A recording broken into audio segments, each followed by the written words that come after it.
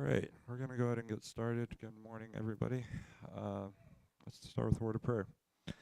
Father in heaven, thank you for this time that we have to come together and study your word. Help us to have clear minds at this time so that we can listen to what we have to learn through your word, through this great book of Hosea. It's in your son's name we pray. Amen. All right, Hosea chapter 4 is where we're going to be today.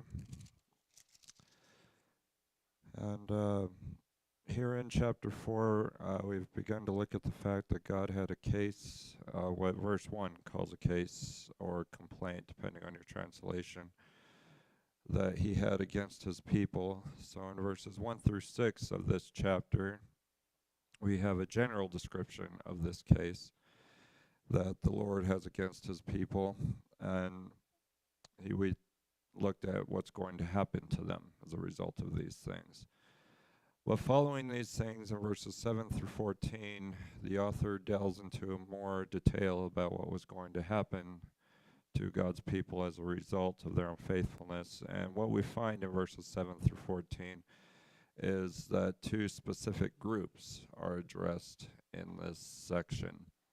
So since there are two specific groups, what we're going to find are 2 points about who was specifically going to be punished among God's people. The first group we have in verses 7 through 11 are the priests. They would be punished because they ignored God. And then second, in verses 12 through 14, we see that the men among God's people would also be punished, and they're held accountable because of the behavior of the women. So with that in mind, we'll just start by reading through verses 7 through 14, and then we'll look at the points. Again, this is Hosea chapter 4, beginning in verse 7. Text says, "The more they multiplied, the more they sinned against me. I will change their glory into shame. They feed on the sin of my people and direct their desire toward their iniquity. And it will be like people, like priests, so I will punish them for their ways and repay them for their deeds. They will eat but not have enough. They will play the harlot but not increase, because they have stopped giving heed to the Lord. Harlotry, wine, and new wine take away the understanding. My people consult their wooden idol, and their diviner's wand informs them. For a spirit of harlotry has led them astray, and they have played the harlot, departing from their God. They offer sacrifices on the tops of the mountains and burn incense on the hills under oak, poplar, and terebinth, because their shade is pleasant. Therefore your daughters play the harlot, and your brides commit adultery. I will not punish your daughters when they play the harlot, or your brides when they commit adultery. For the men themselves go apart with harlots and offer sacrifices with temple prostitutes, so the people without understanding are ruined." All right, so here again we're looking at two specific groups of people that would be punished. And first of all, we're looking at the priest. The text there in verse 7, this section is introduced, talks about how the text reads. It says, "The more they multiplied, the more they sinned against me. I will change their glory into shame." So we have this word "they" here that indicates to us a specific group of people is being referenced. Now, this is probably the priest among God's people. And one reason we know this is because in verses 7 through 11, there is a comparison being made between God's people and their priest. So, with the language of verse 7, does everyone have the word multiplied there? Okay. You have increased? Okay. All right, so we have multiplied or increased. What does it mean when something is increased or multiplied? There's more. Okay. So what does this verse tell us as the priests are multiplying? Greater sins. So you have more priests coming in, and as a result, in this case, more sin is occurring. And what's going to be the result of that according to this verse? What's God going to change? Okay, that's how the New American Standard reads. Now, can anyone remind me what the word glory means? We've talked about it before.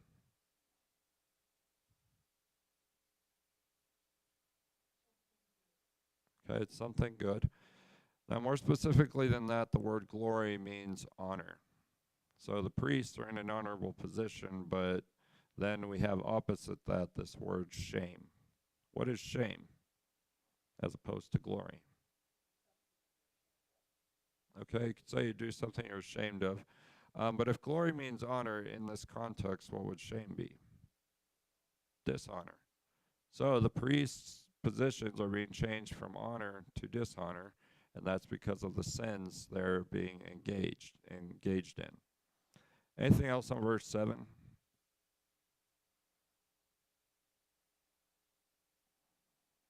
Okay, so verse 8, we are moving on into verse 8. What are the priests doing? That's part of the situation here.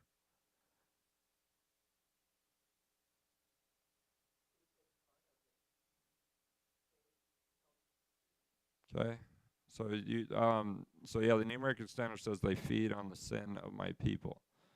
Does anyone have a different reading? Okay, so they eat up the sin of my people. So what picture does that paint?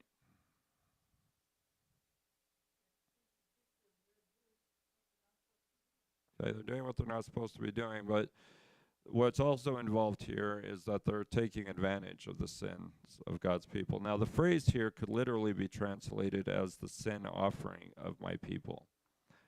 Now, if translated that way, this refers to the sacrifices God's people were making for their sins through the priest. So they're coming to give their sacrifices, but the priests are taking advantage of that.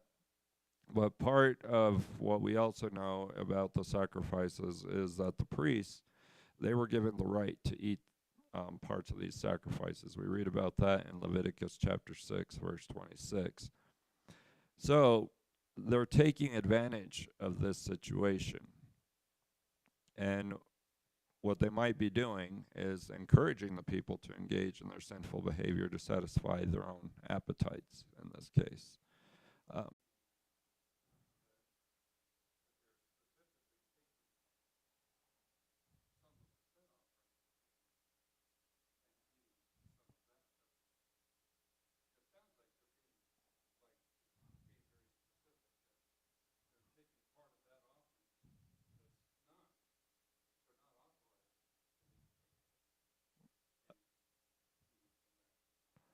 I hadn't thought of that, but that's also possible that what's supposed to be burned, they're actually eating from that. So that's also a possibility here. Go ahead, Sandy.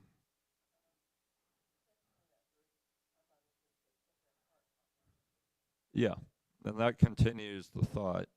Um, is the fact that they're looking at the sin and they want the people to make the sacrifice so that they could satisfy their own appetite. And yeah, that's in the second line of verse 8. So it's almost like they're wanting the people to sin so that they could have what they want out of it. And God's obviously not pleased with this. Anything else on verse 8? Okay. So, verse 9, the author of Hosea goes on to record that it would be like people, like priest. Does everybody have that language there? Like people, like priest? Okay. So, like people, like priests, what's God going to do? Punish them. Text reads, punish them for their ways and repay for their deeds. So God's going to do to them what they're already for what they're doing to the people. And they're going to be punished for the way that they were living. So here's where we begin to see that the people being dealt with here in this first part of this verse of this part of chapter 4. Sorry, I stumbled there. Is that it's the religious leadership. A big portion of Hosea is directed toward the priest and other people in religious leadership. And this is where we're seeing it. So even the religious leadership is not going to escape God's judgment because they're also not doing what they're supposed to be doing. Anything else on verse 9? Okay. So going on to verse 10, we have this continued description. The text says in the American Standard, they will eat but not have enough. They will play the harlot but not increase because they have stopped giving heed to the Lord. Now, based on what we already know from verses 7 through 9, what else is going to happen to the priest according to verse 10?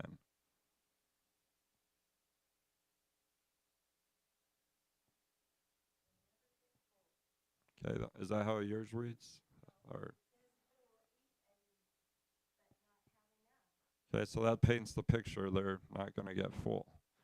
So the text has told us so far it seems they're eating of the sacrifices, that part of which maybe they shouldn't be eating of. But now they're not going to have enough to basically survive. But then we have this idea of them playing the harlot. Now, can anyone remind me what that language is about?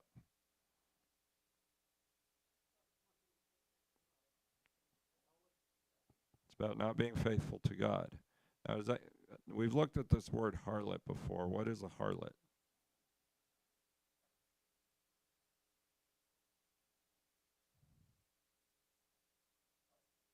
It's a prostitute. It's a word for a prostitute. So this image is being used to describe the unfaithfulness of God's people, in this case, the priest. And it's like they're prostituting themselves out to other gods instead of remaining faithful to their one God. Earlier in the book, that was husband and wife imagery being used in connection with that fact. God being the husband and his people being the wife, but them being unfaithful in that relationship.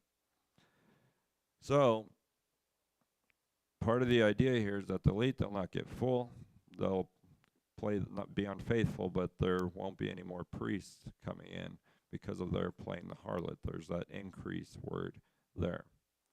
Now, according to this verse, why is that going to happen?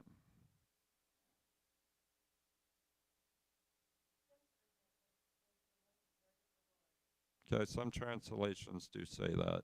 The New American Standard says because they have stopped giving heed to the Lord, but the more literal translation of that would be that they've deserted the Lord. A footnote I have here says literally forsaken giving heed, or forsaken the Lord to practice harlotry. So it is the way they've deserted, the way of saying they deserted the Lord. Now, what does it mean to desert someone?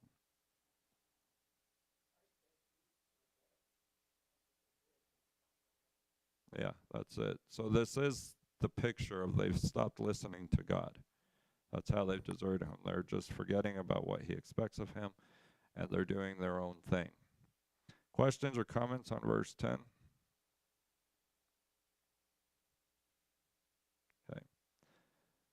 So verse 11 kind of closes off this section of the priest before moving on to the next section. And the text in the American Standard says, harlotry wine and new wine take away the understanding. Does anyone else have a different reading there, verse 11? You have enslaved. How does the whole verse read? Enslave the heart? Okay.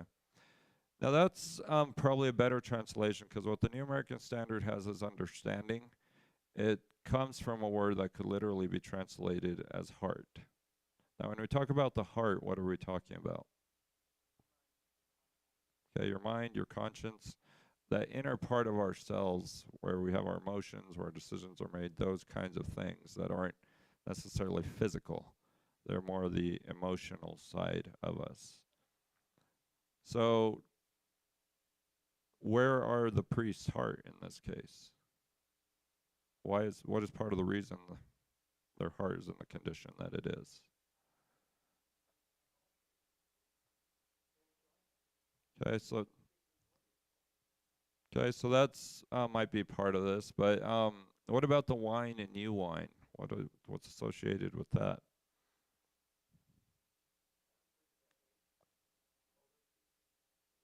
No, that I don't think it refers to their age, but what, literally speaking, what is wine and new wine associated with? Intoxication. So that seems to be part of what these priests are doing.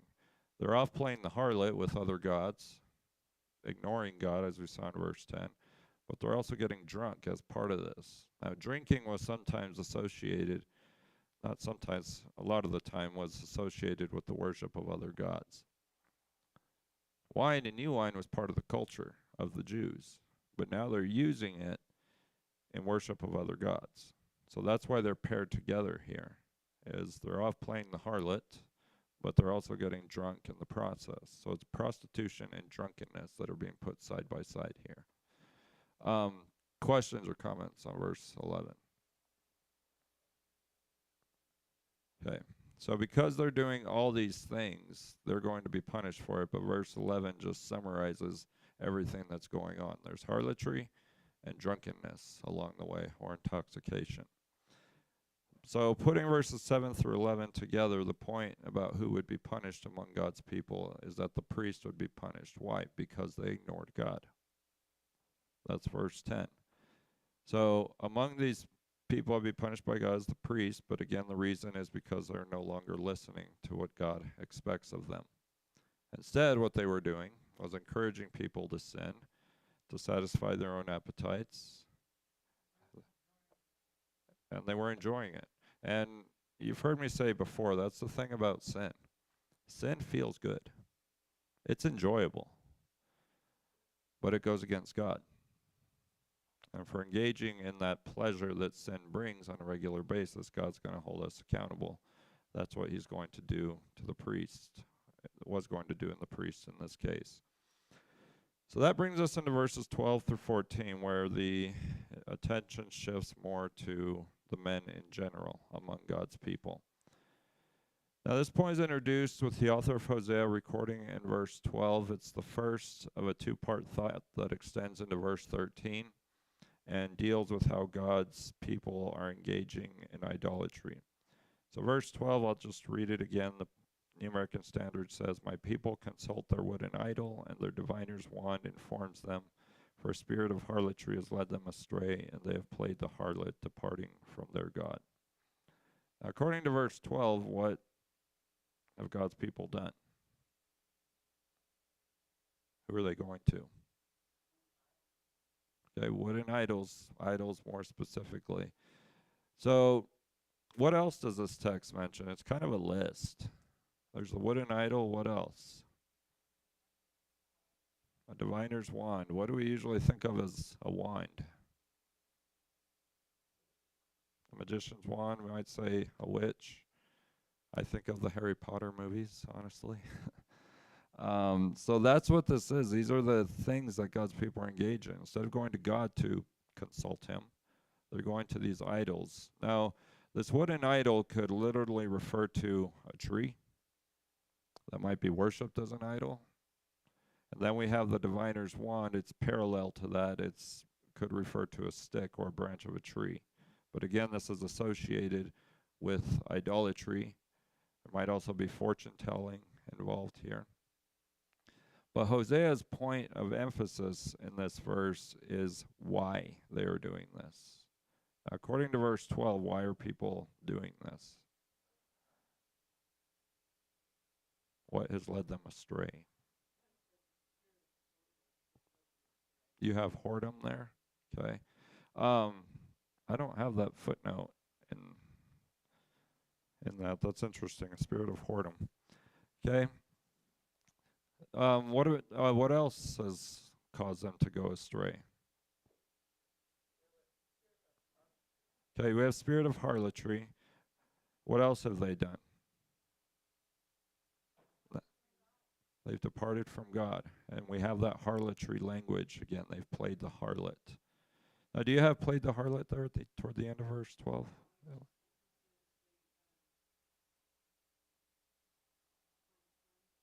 12. It says,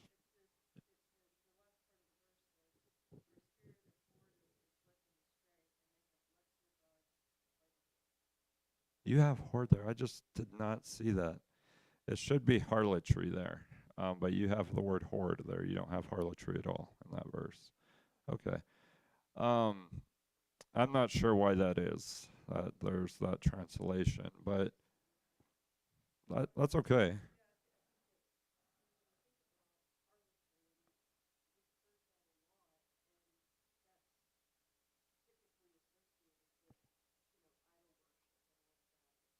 Right.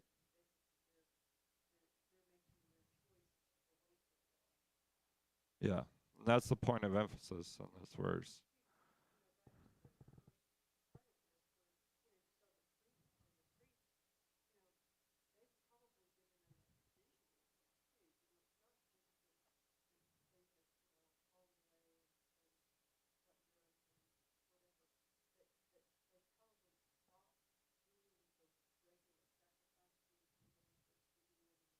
Yeah.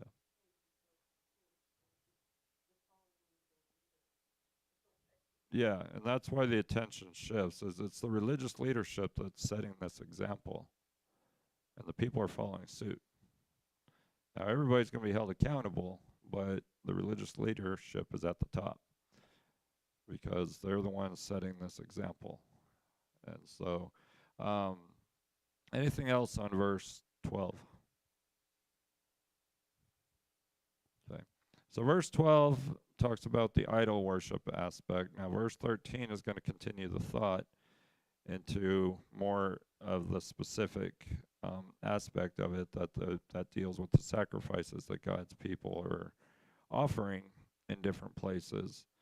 And then we have this thought about the daughters here toward the end of verse 13. So, breaking this down into at least two parts, the author of Hosea is first of all listing the places in which these sacrifices are being idols, or are being offered to the idols.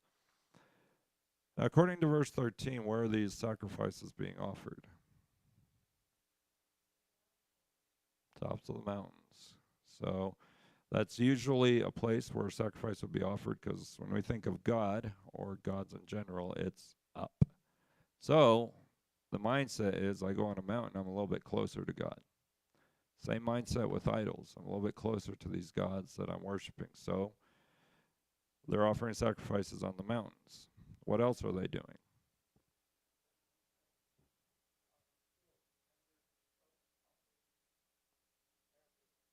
Okay. Yeah, terebinth. So those are just different kinds of trees. But they're also burning incense. It's a way, we see that in some of the sacrifices to God. It's a way of them thinking that the soothing aroma language and them being able to smell something good. God's being able to smell good. Sorry, I'm losing my words. Something good being offered up. Now, why are they doing it there according to this verse? Why by the trees? Because the shade is pleasant. So it's a comfortable place to offer sacrifices to these idols. It's not what they were supposed to be doing. That's a lot of what the author is talking about in the context. This is still all away from God.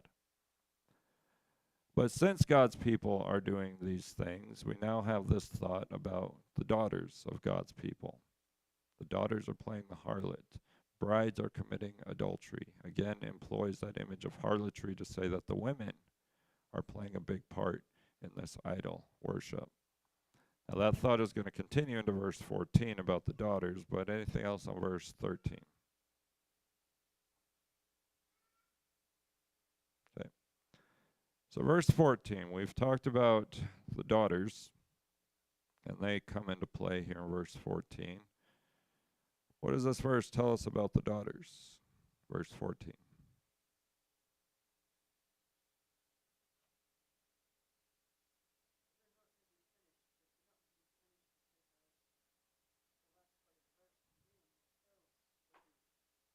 Okay.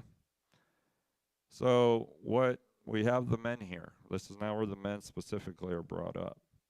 Now, why would they be punished in their relationship with the daughters or brides who are not going to be punished?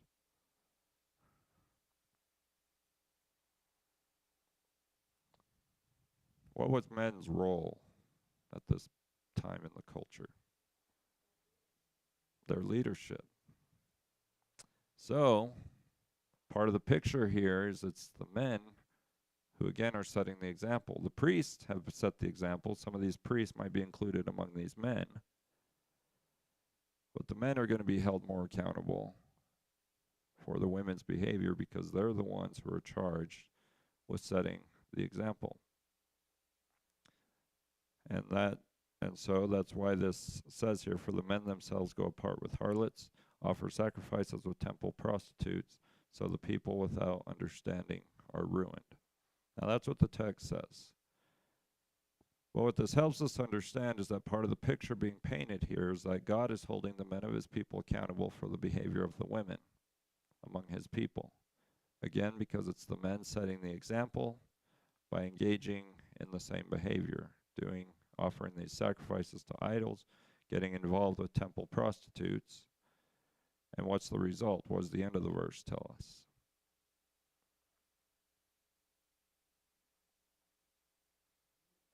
They're ruined. And now what does it mean to be brought to ruin? Or to be ruined?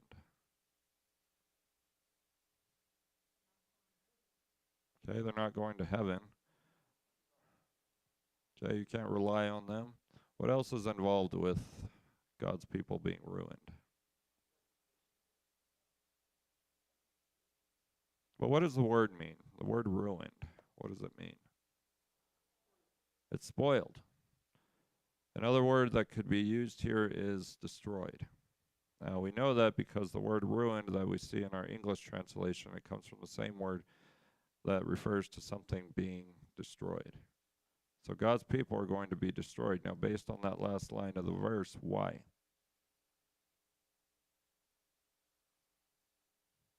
What are they without? Without understanding. What is understanding? When you have an understanding of something, what does that mean? Okay, you know about what it is. So it's knowledge. So God's people are without this knowledge. But it's their own fault. They've chosen to ignore this knowledge. Goes back to verse 12. They've departed from their God. The end result is that they're going to be destroyed. Now, in this case, it's the men being spoken about. Anything else on verse 14?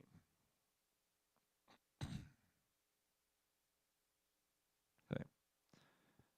So the point we should see from verses 12 through 14 about who would be punished among God's people is that it was the men because the women were being unfaithful. So the author has shown that it is the men among God's people that would be punished for the behavior of the women. And a lot of that is because they were the ones in that position of leadership. They were charged with setting the example for the women.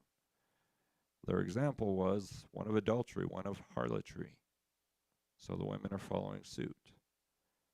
But what the author also shows here is that much of the reason this was going to happen, their punishment, is because of that lack of understanding. They didn't know what God expected of them because they rejected that knowledge. And this would result in their destruction. So putting everything in verses 7 through 14 together, the point we should be left with is that different groups among God's people would be punished for their behavior. Again, in this section, specific groups are singled out. There's the priest, because they ignored God, and the men, because the women were being unfaithful. So I think one application of this text to us is that we're held individually accountable for our behavior before God. Now, according to what we've studied in these verses, one thing we learn is that God holds us individually accountable. Sometimes we're individually held accountable because our example has led to the unfaithfulness of someone else. As a result, these verses teach us that we must exercise caution in how we conduct ourselves so that we don't cause someone else to stumble. The New Testament is clear about that. We can cause other people to stumble, so we have to watch our own behavior. Now, again, that's just some application of this text to us. Anything else on what we've studied today? Elaine?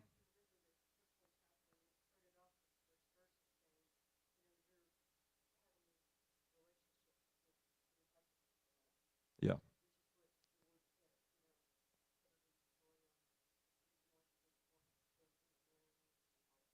Right.